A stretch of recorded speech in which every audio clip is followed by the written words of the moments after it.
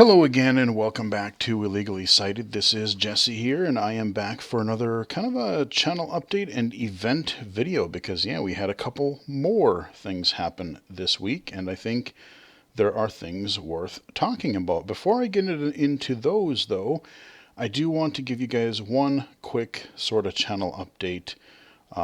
So on Monday I released a video stream archive for Hearthstone Access, and this was the first time that I had played the game, the first time I had streamed the game, and if you are interested in an accessible card battler on the PC, and you can play it solo, you can play it multiplayer, and even since I did that stream, there have been countless updates to it, and more features, more modes are now playable. It's something that I really need to get back into at some point, but there are just so many other things I need to get around to doing that I don't know when or if I'm going to be able to get back into Hearthstone anytime in the near future. But regarding Monday's video, I ended up taking it down because thank you to one of my viewers leaving a comment and somebody else confirming. Yeah, apparently I had already uploaded and released that video a couple months ago, actually. So what had probably happened is there was a short while where I was actually having some trouble uploading some videos. And I must have uploaded, I tried to upload it a couple times and didn't realize they were the same. And just, again, so many things happening and I just overlooked it. I compared it to the Monday video to the one that they had said I was already out there, and yeah, same exact time and same exact stream. So to avoid further confusion, I zapped the one that came out on Monday and posted a link on Twitter to the original video should people want to watch that. So I apologize for any confusion. I apologize, that was something I screwed up, but hey, you know what, it happens. So we have that all figured out, and yeah, like I said, if you're looking for an accessible card game, definitely check it out. It's actually quite good. Computer update, I don't even know what the hell's going on. I've been getting emails from HP. Now it's looking like it might be the beginning of May by the time I get the damn thing back or so. So I don't even know anymore. But then I got another email saying, hey, we're trying to expedite this for you. So who frickin' knows? All I know is that I just want to get it back. I just want it to work. Like I said, I mean, when I had it, before it went to crap on me, it ran super fast. It ran beautifully. I just want it to work, and I want it to work for a long, long period of time. So who knows? But we're going to be using old trusty here. We're going to be using my old gaming rig for maybe a little while longer than originally anticipated. So that's where that's at. And just another quick little personal thing. I can't really say anything about it, but just a really good day, productive day at work. But I actually got to also participate in an accessibility gig again this week, which was a really fun experience and looking forward to seeing what comes from it. So yeah, I mean, I love doing this whole consulting advocacy type of thing. And got to do that a little bit again here today. So that's all I can really say at this point. Maybe I'll be able to say more later, but I love that things are moving forward in a lot of different ways.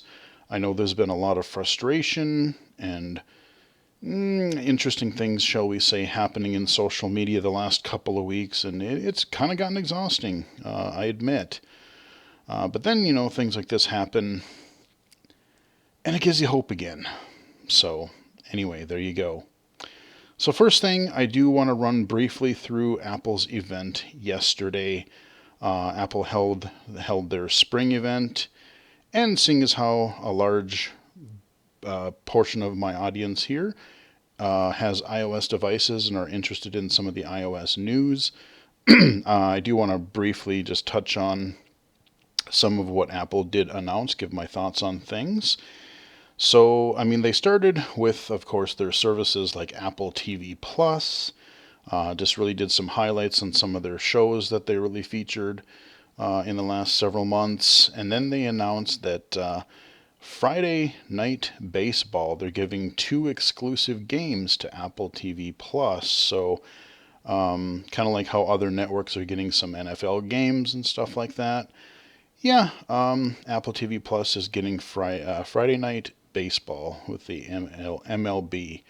Doesn't really affect me. Not really too into baseball. I mean, it's fine, I guess, but a little slow for me. But if you're a baseball fan, might be something you want to look into. Then they went on to their phone announcements. So the iPhone 13 line has some new color options. I believe it was a couple of different greens depending on which model. They had like the 13 and the 13 Pro lines. They actually didn't look too bad. I mean, I mean, I wouldn't mind a green one or a blue one. Usually I get the space gray.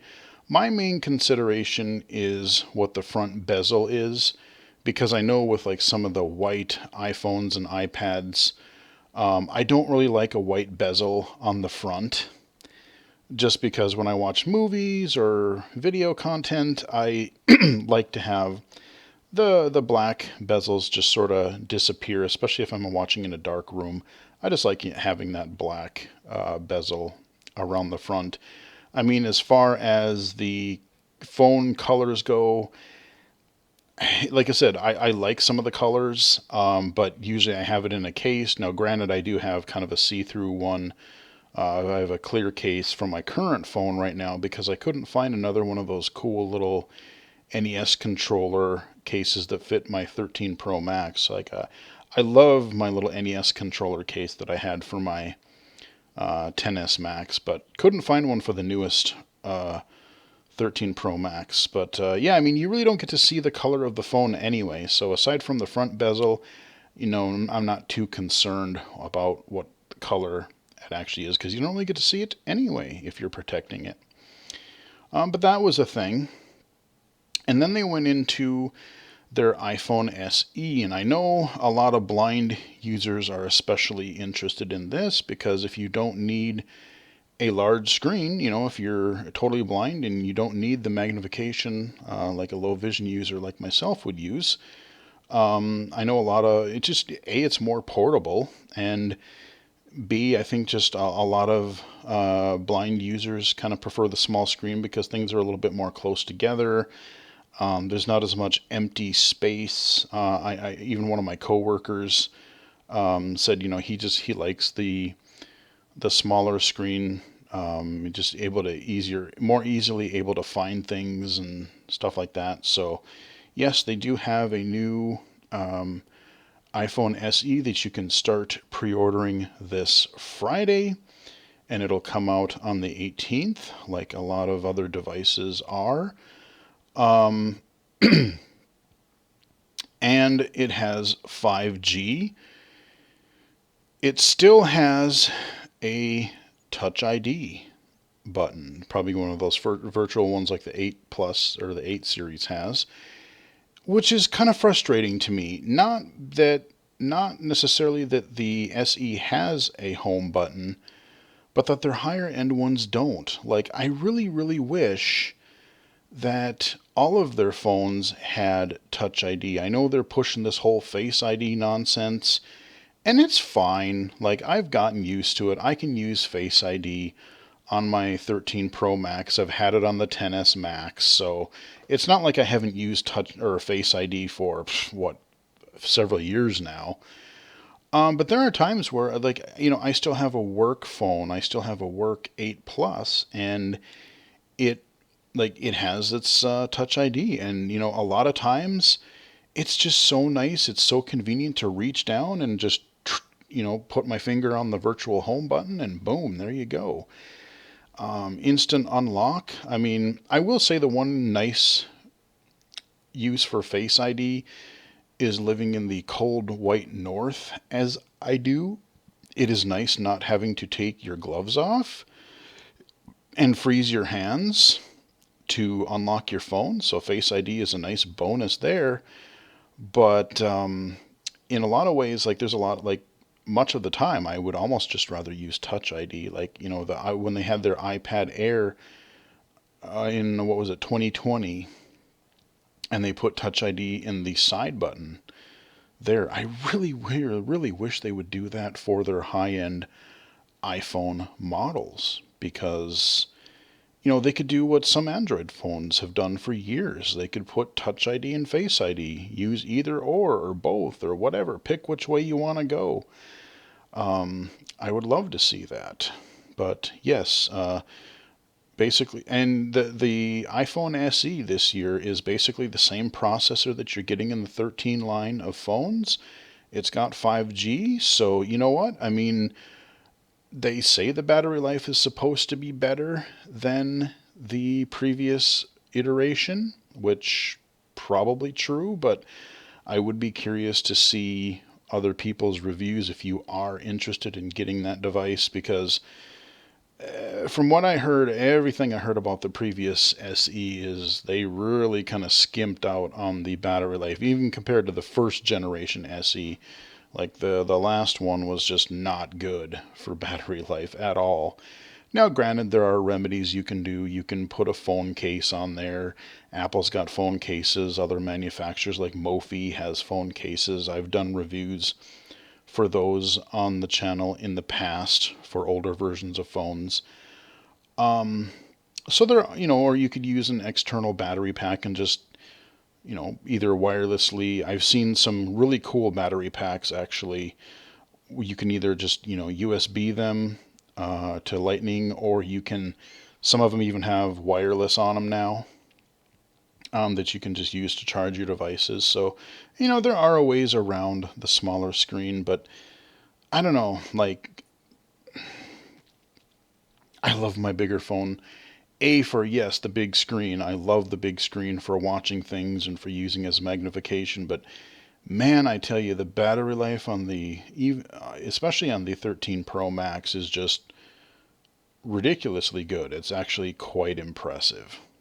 So, they announced that. So that was their iPhone. And then they went, speaking of iPad Air, there's a new iPad Air again. So I don't even remember what generation this is. I kind of wish they would specifically say like 7th gen or 2022, just kind of give it an official so we know kind of what to call it. It's like, they've always had some naming issues though with things like the new iPad or the old new iPad or the it's just what are you going to call it this time? But it's a new version of the iPad Air.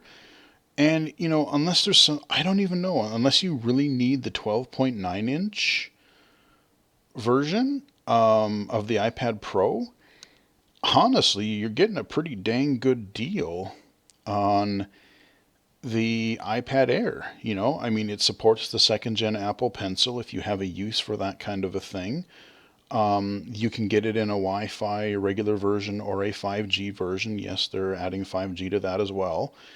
But it's going to have your fast processor similar to your the M1 iPads that they had. So I mean, like I said, performance-wise, if you want like a 10-inch screen, the iPad Air is not a bad way to go, and save yourself a little bit of money in the progress. I think it even has, if it's anything like the previous gen iPad Air that came out in 2020, I'm pretty certain it actually has a camera flash, which will be good for using as a magnifier or OCR tool for blind and low vision as well. So yeah, it's not a bad little device. And my parents are using, like I've been giving for the past several years now, I've been giving my parents my old hand-me-down iPads when I get new ones, and they really need to get some new ones. I've still got my 2020 iPad Pro that I'm currently using for Insider, or what do they call it? Basically the iOS betas. I'm running the betas on that, and you know, it works pretty well for that. But I'm thinking about maybe giving that to one of my parents because it's still a really really good tablet, and it'll support iOS 15.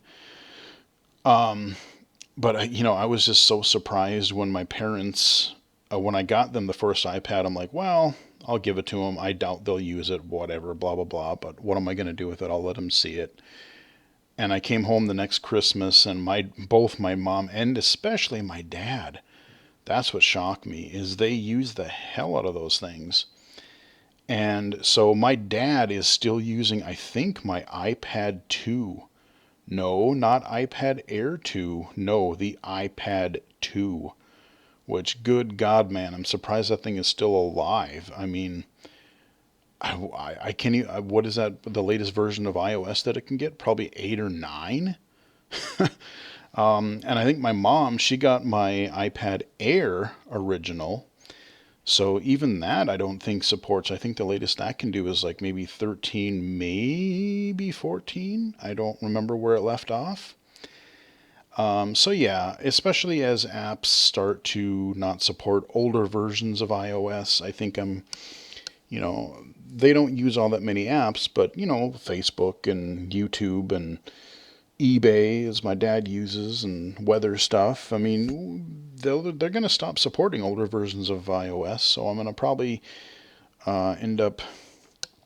What I might do is I might give one of them my 2018, and then I was considering buying an iPad Air for the other one. My mom isn't too picky. My dad really didn't like when I showed him my bigger 12.9-inch iPad, so what I might do is I might buy my dad the new iPad Air, and then give my mom the 2020 iPad Pro eventually here. So yeah, those are, if you're into iPads and stuff, if you're in need of one, not a bad way to go. I mean, if you have an iPad or even an iPhone that's, you know, maybe 2 years or less old, I don't know that I would upgrade. I mean, there's really no need. I mean, yeah, it's faster, it's whatever, but 5G isn't really, it's not really spread everywhere yet.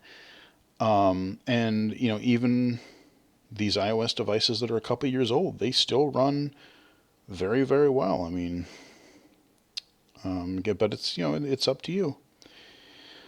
And then they went into, you know, the Mac, and really their biggest announcement was their Mac Studio, and it kind of looks like a thicker Mac Mini, but this is basically a kind of a more of a pro powerhouse Mac. I'm not going to go through because I don't remember all of the specs, but I mean, obviously you can get it configured with a wide variety of configurations, but you know, they say you can power up to 3 monitors at 5K and this, that, and the other thing you can get. And then they announced their studio monitor as well. You can get it with some different stands, and you can get like a Visa mount for it if you want to mount it on like an arm or something, which if I wanted something like that, which is probably what I would do. But, you know, I like the fact that it's not this ginormous tower. I mean, I'm kind of surprised that, especially, I'm curious how well it like cools and everything with the form factor and everything. You know, they're claiming like massive. Since read some comparisons where they're kind of comparing the graphics power to something like a 3090, which, you know, it is good, and especially if you're doing artsy stuff like image or video production, that kind of a thing would be really good. And there are getting to be more Mac games, like on Steam. You can get Steam for Mac, and you can get a lot of games for the Mac. But I don't know. PC is still the place primarily to go for games, because if you're gonna go for gaming, you know, Mac. Yeah, there's some stuff, but you're going to get a lot more variety, both in like blind accessible games and mainstream games. You're just going to have a lot more selection on the PC. So I don't know. I mean, Apple's never really leaned into games on the Mac very hard. Like, I think they just begrudgingly support some every now and again. And then some developers will, again, like I said, develop for and release things for Mac via Steam or whatever platform. And I've seen a few blind accessible games say that they're releasing on PC and Mac, so there are a few of those out there as well. But yeah, I mean, if you want something a bit more powerful, but in a similar type of form factor than a Mac Mini, you're going to pay for it. You're definitely going to pay for it. I mean, the entry level starts at, what did they say? It was either 1,500 or 1,900. I forget which. But then I also saw an article since he said, yeah, if you buy the sucker maxed out, you're going to spend like $8,000, which is like, I thought my rig was expensive, but damn, that's yeah, around $8,000. That's pretty expensive, and it's small enough they can't even nickel and dime you for your $700 wheels. What are they gonna do? I guess that's where the monitor comes in, because the studio monitor, I forget what price that started at. I mean, it looks like a good monitor. There's several different ports, and you got like several USB-C ports. I think it looked like there was an HDMI port on there, but I'm not positive. I don't know. I mean, I kind of wonder, because Apple has generally made really good monitors. And, in addition to it being a screen, they said it has 6 speakers in it. So it's supposed to have pretty darn decent sound. And I would believe them on that, because even you look at some of the older iMacs, even, like, they put out surprisingly decent sound for what they are, for being this little thin-ish monitor, computer in a monitor, basically.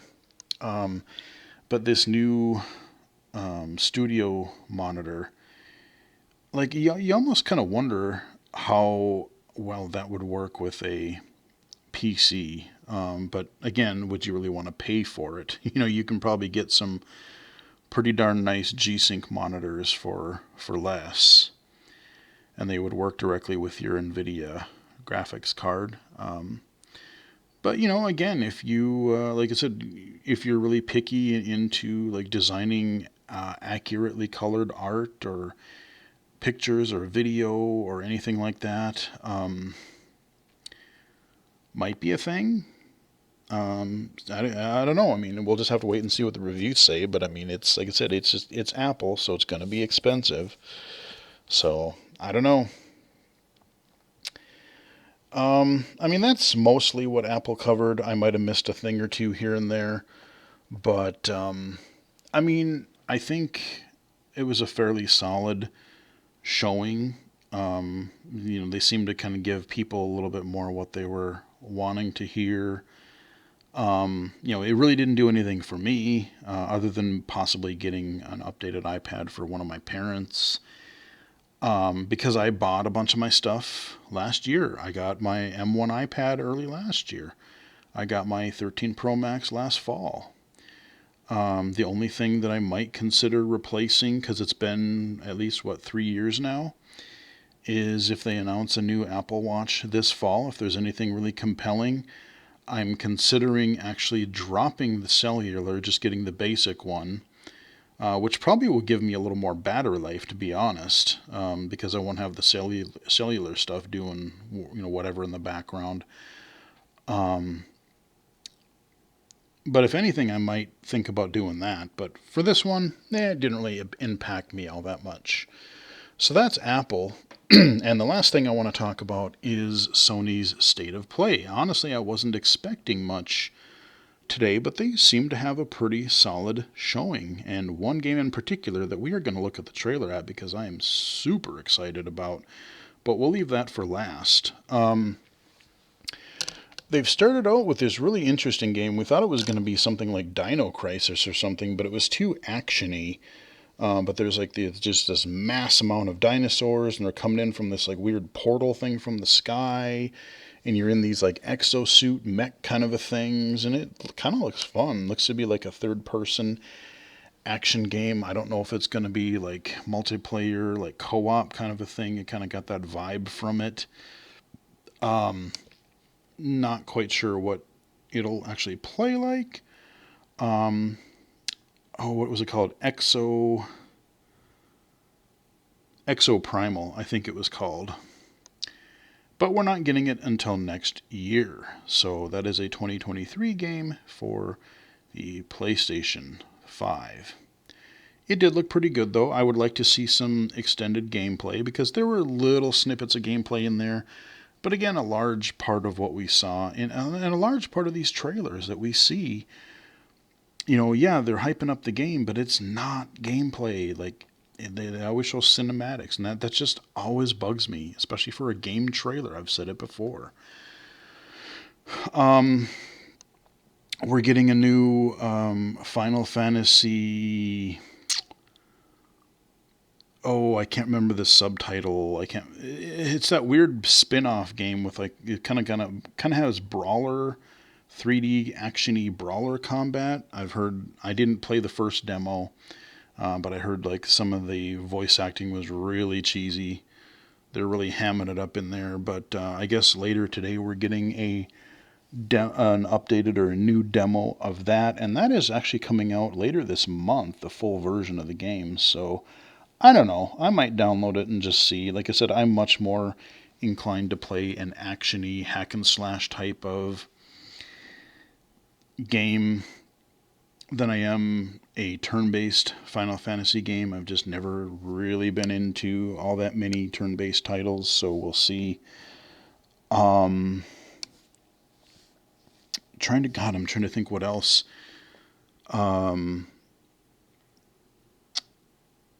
Oh, the JoJo's Bizarre Adventure, some kind of really crazy fighting game. I know a lot of people are into that series. I don't know if it's streaming anywhere. Like everyone has said it's really good and it might be something that maybe I'll get around to watching at some point. But I guess it looks like this really crazy over the top fighting game. There's like 50 characters in it, and they had Japanese audio. I don't know if they're going to also offer dubs. So if you're looking at like an accessibility, like if they're going to have a big story mode, I don't know. We'll kind of have to wait and see if they're going to offer an English dub. So unless you know Japanese, accessing the story for us blind and low vision players is going to be a little bit difficult. So we'll have to wait and see for that. But, if you're into that franchise and you know what's sort of going on, that might be something for you. And then they had, like I said, there's just so many that happened in that 20 minutes or so.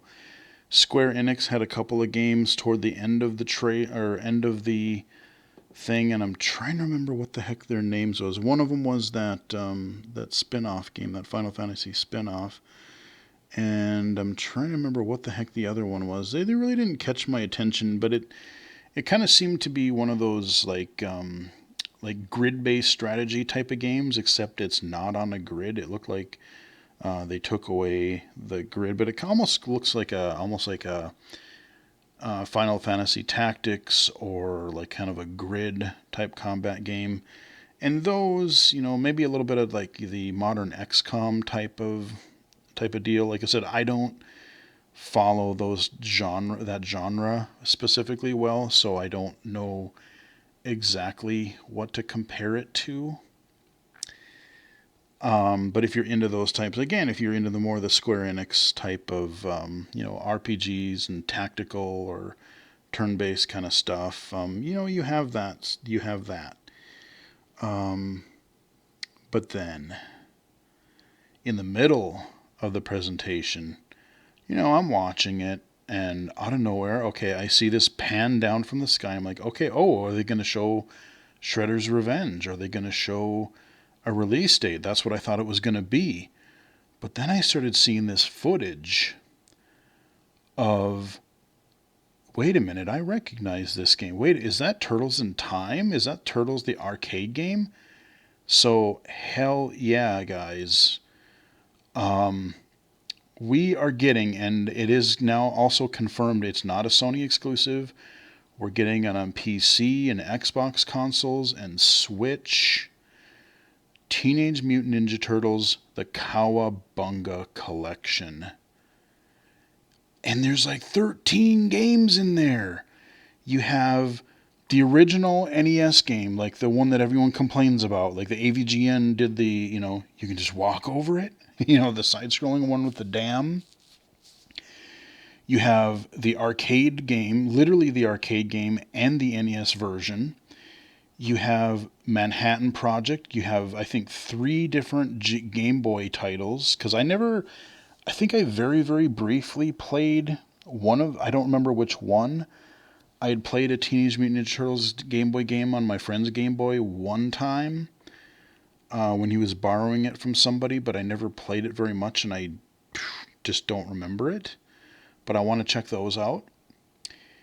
It has all 3 versions of the Tournament Fighters games. So, like, you can do the Super Nintendo or Genesis or even the 8-bit NES version. But then the best for last, like I said, you have the arcade game and Turtles in Time, and you have the arcade and the Super Nintendo version. Now, I don't know, it looks like they might also do the Hyperstone Heist, that was the Genesis kind of, the Super Nintendo got Turtles in Time, which was actually improved, way improved over the arcade version. I remember playing the arcade version one time with a friend of mine. I sunk about $5 into that.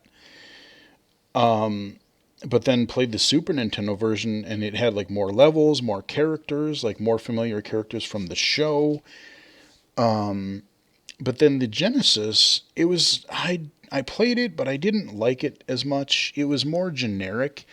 They took environments and levels from the Turtles in Time game, but they kind of mixed it into something else, and there was just, I don't know, it was fine, but it lacked some of the character, and it had some just kind of repeating, and there was like a boss rush mode, I believe, toward the end. I mean, like I said, it was fine for what it was, but to me, Turtles in Time will always be the best. But we gotta watch this. So not only are we getting Shredder's Revenge sometime, but Konami is also giving us the Cowabunga collection. Not just 1 or 2 of these old games. That I would have been happy if we would have gotten Turtles in Time in the arcade game, but we're getting the NES games. Because the Manhattan Project was exclusive to NES. That was not an arcade game. We're getting Tournament Fighters. We're getting the side-scrolling NES game. We're getting Game Boy games. Good Lord. In one collection. And I read a little blog post about it on Twitter, and they're saying they're even tying it together with like little bits of animation or whatever from the original cartoon. I mean, like I said, this was a pretty solid showing from Sony, but like, yeah, there's some other stuff that's pretty exciting. But this one totally one game of the show for me. That was my, like, holy crap, I'm super, super excited about it. I should also mention, they did mention Returnal is getting a co-op mode and some kind of a survival type of mode sometime in March here. So people want to play that in co-op. The third-person action game, they can play that in co-op soon. So that was, like I said, it was a solid presentation, but once I saw that Turtles trailer, like, I didn't care. I'm like, nope, this is the game for me. This is what I need. So yeah, I mean, I know it's easy to make fun of Konami because they've been just really blowing it in a lot of ways with a lot of their major franchises, and they're doing all their pachinko nonsense. But we've gotten Castlevania collections. We've got our original collection. We've got our advanced collection. I was kind of thinking we might get a like a DS collection, and that could still happen. You never know. But hey, you know what? I am totally fine with Konami milking their old 8 and 16-bit franchises, because that was when Konami was Konami. I would love to see them do an Ultra collection, because they had, back when they had the NES limitations where you could only, if you were a developer, you could only make, what was it, like 3 games per year for the Nintendo. Konami and other publishers wanted to get around it, so Konami made the Ultra Games label, which was still Konami, but it was kind of their own little spin-off, so they could get around that. And so that's where games like Jackal came about. Like, I wouldn't mind seeing some of that stuff come out, because Jackal, I don't normally play those types of games, but loved it back in the day. So we're going to wrap up the video here, but before we do, we gotta watch the Turtles trailer, because, yeah, we're getting Shredder's Revenge and this awesome collection. Check this out. Rated T for teen. Yep. Oh. Busting through the sewers. Some Game Boy stuff. I remember that's from Manhattan. That's Turtles in Time. Looks like arcade game. Get a slice of action. Tournament fighters. Oh, yeah, yep, there's the arcade. Different versions of it. Shell of the Time. Oh yeah, I recognize all these levels. Or most of them. Oh, the ship, yes. Turtles in Time, it's so good. Hell yes. You can get Rewind and there's the NES game, the original, the 8-bit Turtles game. I think they're just flying through so much footage. Yes, look at all those games. That is badass. Coming 2022. I wish we had, if that could have just been like a, oh, by the way, it's out today, I would have, oh man, I would have lost it, man. But I'm kind of hoping that, like, maybe Shredder's Revenge could be like late this summer, and maybe this game, you know, to kind of get us pumped for the new one, maybe they'll give us that early this summer or late spring, maybe. I don't know. I mean, maybe it could be like a summer and then a fall type of thing, which would be okay too, but man, yeah, I want that collection. I'm going to buy that on the PC so I can play it on my computer and stream it easier. And I am so buying that on the Switch because I can play that in handheld mode, all those games. So I already know I'm buying that game twice. And it's supposed to be like a $40 collection. For all those, I will absolutely pay $40. Hell, I'll pay $40 twice to get that collection on Steam and on my Switch. Not a problem, especially if the ports, I mean, you know, the way they're talking it up, it sounds good. But, you know, we could, you know, some of these collections have subpar ports, but Konami's been pretty good with their Castlevanias, so I have a pretty good feeling about this. I'm hoping this will be a really great collection, because, man, I have so many fond memories as a kid watching the cartoons, playing the games on the NES, seeing them in the arcade, playing them. Yeah. So, had to end on that Cowabunga collection trailer. Super pumped. And that's where we're going to wrap up the video. So, hope you guys enjoyed it. Again, sorry for the little snafu for Monday's video, but we got that taken care of. And to make up for it, I'll give you this bonus video where we talk about Apple and Sony and the Ninja Turtles. So, again, hope you guys enjoyed the video. Give it a like if you did. Subscribe if you haven't done so already.